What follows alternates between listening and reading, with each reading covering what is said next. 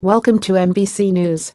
This is latest news for you. When the eviction of a Pennsylvania man with a documented history of mental health issues turned into a deadly shootout, police realized they'd found another gap in a system they'd already spent years working to improve. How had the man, Donald Meyer Jr., passed the state's background check? State police investigated and found that the record of the man's involuntary mental health commitment, which should have barred him from buying weapons, had been lost in transit between the county and state. In response, the state created an audit system to prevent future errors.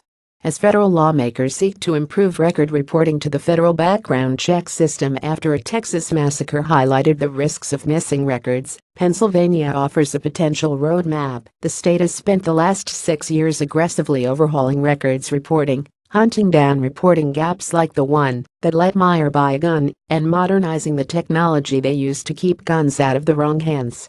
We can't afford to make a mistake. We've got to find these errors and find these vulnerabilities, Major Scott Price, director of the Pennsylvania State Police's Bureau of Records and Identification, told NBC News. Over the last 6 years, police have upgraded the Pennsylvania Instant Check Systems (PICS) technology and system processes and hunted down gaps in record reporting. Price said that they have received $2 million in federal grants to fund their efforts, but also funded significant reforms themselves. The PICS system is strong. It's a model for this country.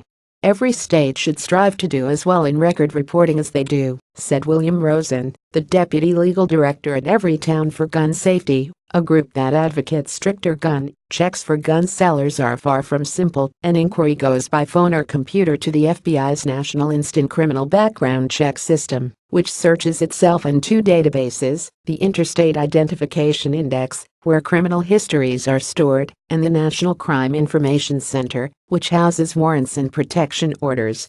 Those three systems house records from countless agencies on the local, state, and federal level. 13 states run their own background check systems too, housing state records and submitting copies to the federal systems, according to FBI. 7 states run background checks for certain kinds of weapons, leaving the rest to the FBI.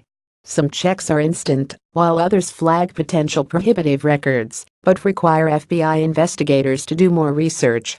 It's a lot of moving parts, and it's got to move quickly. If a background check is incomplete after 72 hours, the law says the gun seller can complete the sale without the final results. Rosen was quick to note that, when the records are properly entered, the system works well. It's stopped 3 million gun sales to individuals barred from owning a weapon since its inception in 1998. The system is intricate, but the solution is simple. Remove any barriers, make sure that your records get into the system, he told NBC News. The barriers to getting the right records in the right place vary from state to state, but include privacy concerns over mental health records, the intricacies of firearm and criminal law, and technological abilities. The Justice Department has ordered a review of the nation's background check system, the National Instant Criminal Background Check System, NICS, aimed at identifying and resolving records reporting issues at all levels of government, as well as within the military. Price said the biggest barrier to more accurate record-keeping in Pennsylvania is the differences between state and federal laws. A domestic violence conviction anywhere in the U.S. bars gun ownership, but Pennsylvania doesn't have a specific misdemeanor charge for domestic violence. This makes tracking which misdemeanor offenses meet the federal qualifications of domestic violence, which requires that the assailant and victim live together, have a child together, or are married, difficult.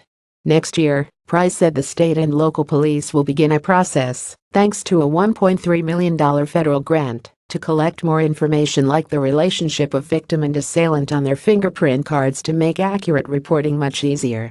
When it comes to mental health records, Price said the question of how certain involuntary mental health commitments, like the ones done by a concerned family member, instead of a judge, jived with federal law, left them in limbo. Would they be enough to bar a gun sale?